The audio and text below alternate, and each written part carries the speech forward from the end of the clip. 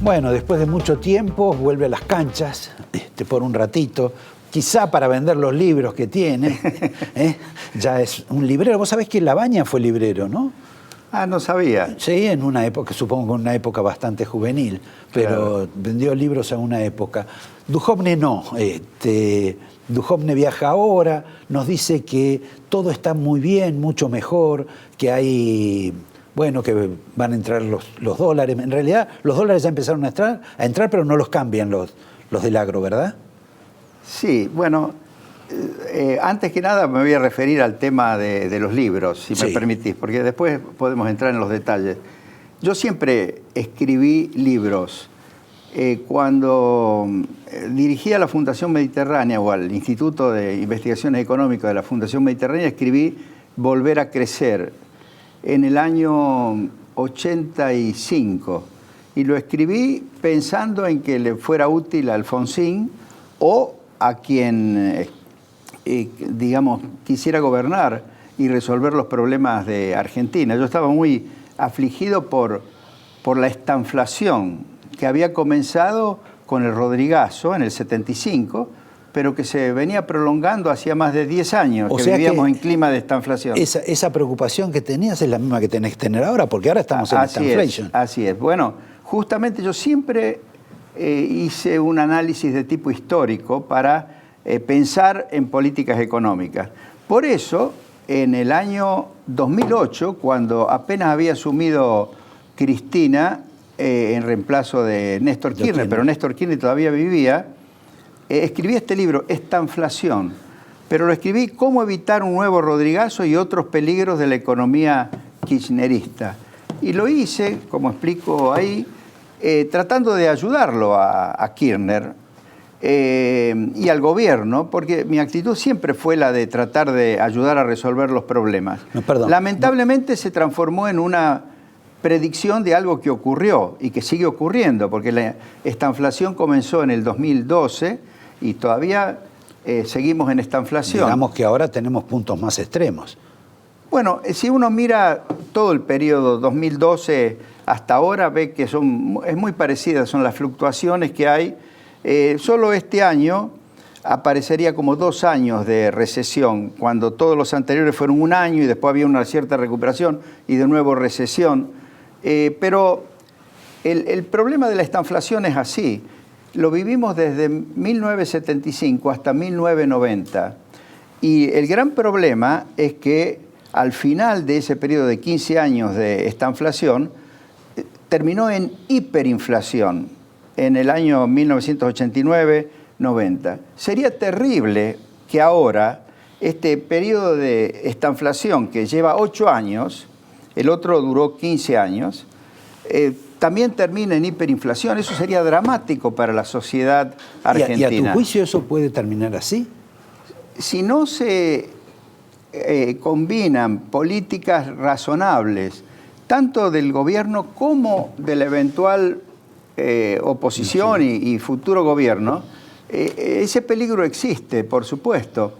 Ahora, justamente yo escribo para argumentar cómo se puede evitar ese peligro, ¿no? Escribí, por ejemplo, cuando estaban en campaña, tanto Scioli como Macri, escribí este otro libro, Camino a la Estabilidad, con una propuesta concreta de cómo inaugurar un periodo de estabilidad de inmediato y rápido, que a su vez le permitiera al gobierno capturar el apoyo político y apoyo popular necesario para hacer todas las reformas que deben acompañar y que hacen sostenible una convertibilidad. Y esto yo lo escribí pensando tanto en Macri como en Scioli, cualquiera de los dos que fuera presidente, si es que querían gobernar bien.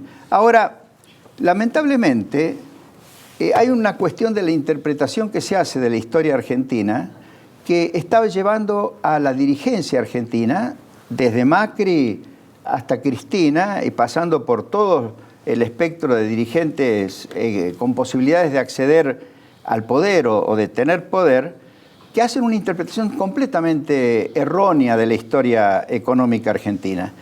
En realidad, la que más acentuó esta interpretación, yo creo que a instancias de Kicillof, pero también de alguna otra gente que rodeaba a Kirchner, fue Cristina Fernández de Kirchner, que empezaron con eso de que el problema de la Argentina comenzó en el 76 con las políticas de los militares, a la que ellos llaman neoliberales, y que después resurgió con el neoliberalismo y que yo le ayudé a Menem a implementar en los 90, y que esa es la causa de todos los males. Y además de esa interpretación que pinta un supuesto sistema malvado, al que llaman neoliberalismo, además de eso, está el otro concepto que ahora se ha popularizado en los últimos años, de que toda la culpa la tiene el peronismo, y que hace 70 años que tenemos inflación, que estamos a los tumbos. Y en esa interpretación les resulta incómodo pensar en la década de los 90. Y todos se olvidan de la década de los 90. O sea, resulta que hemos tenido 10 años de estabilidad. O sea, desde el 1 de abril del 91, que se lanzó la ley de convertibilidad, hasta el diciembre del 2001, prácticamente no tuvimos inflación. En ese periodo, el déficit fiscal primario, que ahora tratan de que sea cero... Que no va a ser cero. No sé, pero en aquel momento fue superávit, no déficit. Ningún año, salvo el 2001, por caída de la recaudación al final, tuvo déficit primario. Todo, el déficit que había era por los intereses que había que pagar por la deuda, que fueron creciendo con el tiempo. Sobre todo crecieron desde el año 97 en adelante, porque las provincias tuvieron un gran déficit, se endeudaron con los bancos y pagaban muy altas tasas de interés a los bancos argentinos, y a su vez... O sea que vos no gastabas tanto. No, en la época de los 90, el gasto público como porcentaje del PBI, el gasto primario era 25%, ahora es 40 casi 40%, el primario. Y en aquel momento llegamos a 29, 30% del PBI porque había una factura de intereses que pagar por la nación y las provincias, que llegó a más del 5% en el año 2001, que ese fue el problema que gestó la crisis financiera. Pero yo no quiero entrar en esos detalles. Lo que quiero decir es, ¿cómo se olvidan que tuvimos 10 años de estabilidad? Y que de esos 10 años de estabilidad, durante 7 años tuvimos crecimiento bien significativo. Tuvimos un año de recesión en medio de una crisis muy severa, pero que pudimos resolver sin abandonar, sin modificar las reglas de juego, que fue la crisis del tequila. Perdón, para agregarte y luego algo. tuvimos, obviamente, 3 años de recesión al final de la década. Pero, ¿cómo se pueden olvidar de ese periodo? No, lo raro es que se lo olvide Macri, porque Macri en ese periodo, en algún momento, fue tentado por Menem para ser su sucesor. Y el padre de Macri, Franco, impidió que su hijo se convirtiera en un eventual candidato a presidente. O sea que él estaba más que contento con esa administración. No, yo estoy seguro que Macri, Mauricio también, y sigue teniendo él personalmente una valoración muy positiva. Sí, pero él habla de los 70 años. Claro, pero ¿por qué? Porque resulta que han inventado esto de que la política es marketing político y que aquí hay que hacer focus group o hay que hacer encuestas y ver qué es lo que la gente quiere escuchar. Entonces, como hubo toda una tarea de demonización de los 90, que empezó con Duhalde y siguió con Kirchner, y por supuesto, en todo ese periodo que demonizaron a los 90... Les dio un gran rédito. Se han continuado en el poder. Ah, sí, Más, sí. Inclusive Macri también en alguna forma reniega de eso, aunque en su intimidad quizá diga algo pero cada vez contrario. han ido incubando más problemas. Obviamente que pudieron continuar en el poder quienes demonizaron a los 90 porque se le dieron circunstancias internacionales muy favorables. Y además porque le dejaron un stock. Los 90 le dejaron por un supuesto. stock. Bueno, no, por supuesto no. Una cosa es tener... Era muy importante. La herencia, digamos así, que llevó a demonizar los 90, era una herencia totalmente favorable al crecimiento de la Argentina, porque había había habido mucha inversión. Es cierto que había recesión en los últimos años, pero en circunstancias internacionales muy desfavorables y por un desmanejo fiscal de las provincias que había obviamente que corregir.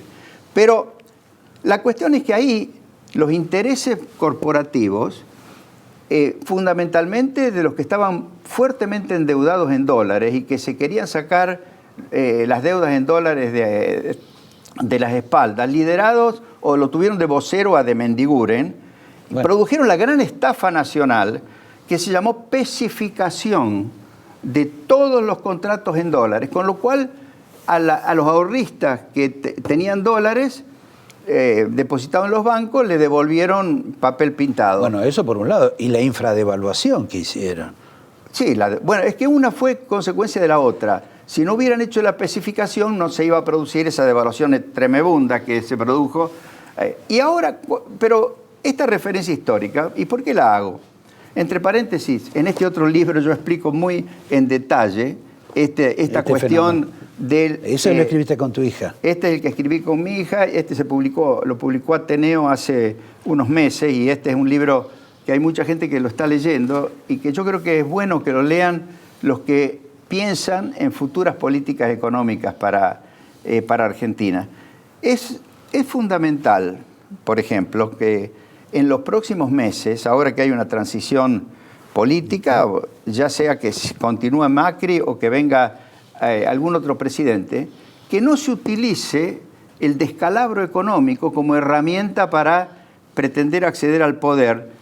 Eso es muy importante para los que aspiran a reemplazar a Macri, porque si acá llegara a haber, por ejemplo, una fuertísima devaluación de nuevo y una escapada de la inflación, que obviamente lo va a perjudicar a Macri en sus cuestiones electorales, pero si llegara a haber eso, el punto de partida de cualquier futuro gobierno... Sería de un 10º piso hacia abajo. No, y además sería muy complicado, porque algunos dicen, pero ¿cómo Labaña, después del Remes-Lenikov, pudo estabilizar la economía? Pero había una fenomenal diferencia. Primero, estaba muy bien capitalizada la economía argentina. Segundo, estaba desindexada.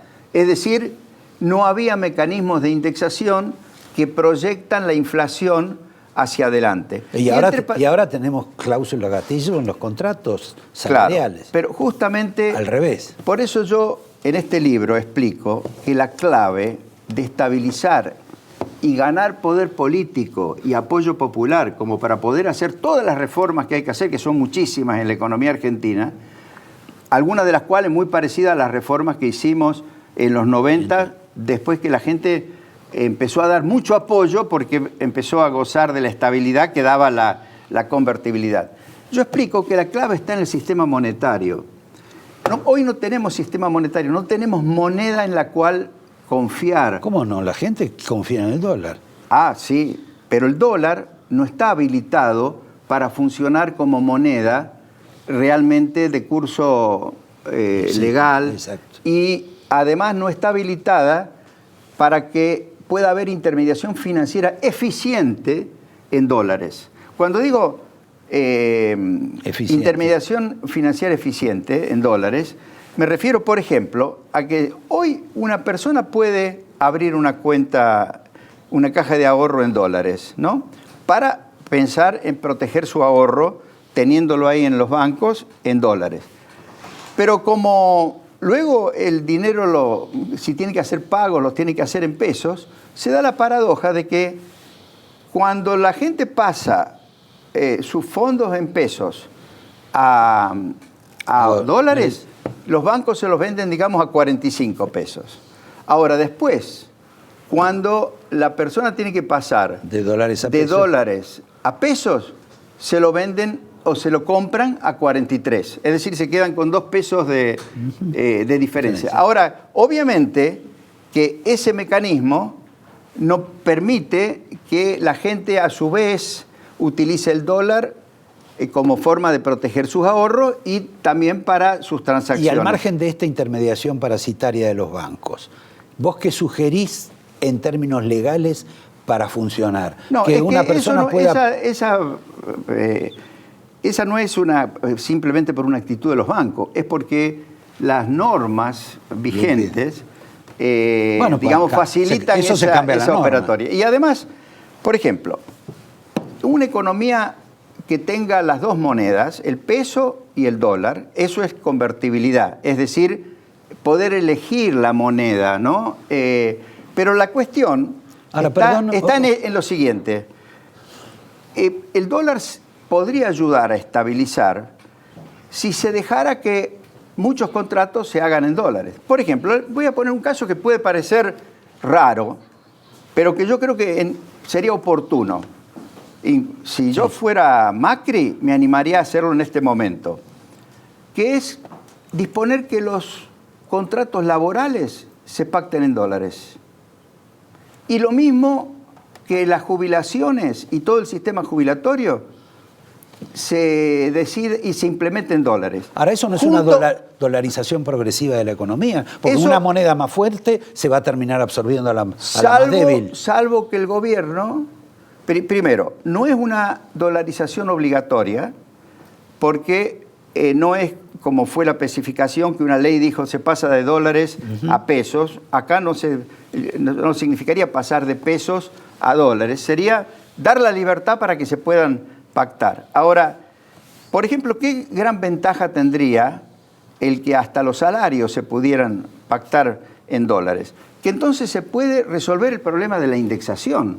Porque la indexación, o sea, proyectar, tener que ajustar hacia adelante en base a lo que pasó antes de la inflación, es una forma de perpetuar la inflación. ¿Y qué ocurre? Los más poderosos, por más aumento de salarios que le den a los trabajadores, siempre van a encontrar la forma de que los precios aumenten más. Y sobre todo, si no hay un régimen monetario y cambiario que asegure la estabilidad cambiaria, todo lo que quieren desvalorizar a los ahorros y desvalorizar a los salarios y bajar el gasto público como sea, dicen más devaluación, más devaluación. Y entonces, ¿a dónde termina eso? Eso termina en la hiperinflación. Creo que hasta podríamos evitar un default. Por supuesto. Lo que pasa es que la hiperinflación o el descontrol, la devaluación estrepitosa y su impacto en la inflación es lo que se llama el default de la deuda interna. ¿De la deuda con quién? Con los ahorristas en pesos, de la deuda con los trabajadores, de la deuda con los jubilados, porque es la forma de hacer que la inflación vaya siempre por delante del aumento, cualquier aumento nominal. Y pasa también, esto tiene que ver con el tema de las tasas de interés. Si es mucho más importante diseñar un sistema cambiario y monetario que remueva la expectativa de que pueda haber una fuerte devaluación, entonces las tasas de interés se van a desplomar. Esto de pretender evitar la devaluación o evitar la suba del dólar con tasas de interés tan altas es la mejor forma de fracasar. Y voy a explicar por qué. No expliques porque ya no tenemos más tiempo. Bueno. No pude hacer el reportaje que quería. Él habló de lo que quiso, presentó su libro, lo vendió, pero dio una idea. A veces en los programas de televisión vemos horas y horas y nunca hay una idea. Será discutible, no lo sé, pero es una idea. Y además, si leen los libros, van a encontrar varias ideas muy útiles. Sigue al vendedor Cavallo que cambió de profesión. Te agradezco, Mingo. Bueno, saludos a tu familia en Washington. Te doy la... Me olvidaba que también tengo una botella de vino. Ah, qué bueno. Que eso qué bueno. Vos vas a... Muchas gracias. Yo te dejo estos dos libros. Ahí está. No, este no, porque es el último que me queda. No, y yo lo tengo además. Te agradezco. Y a ustedes los invito, que vamos a tener ahora, no sé, alternativamente, Fraga primero o Toma primero, no sé todavía. Vamos a ir al sorteo. No, empezamos con Fraga, ¿no? Se hizo ya la votación, empezamos con Fraga. Gracias, Mingo. Bueno. Fraga en un minuto. Gracias. Muy bien.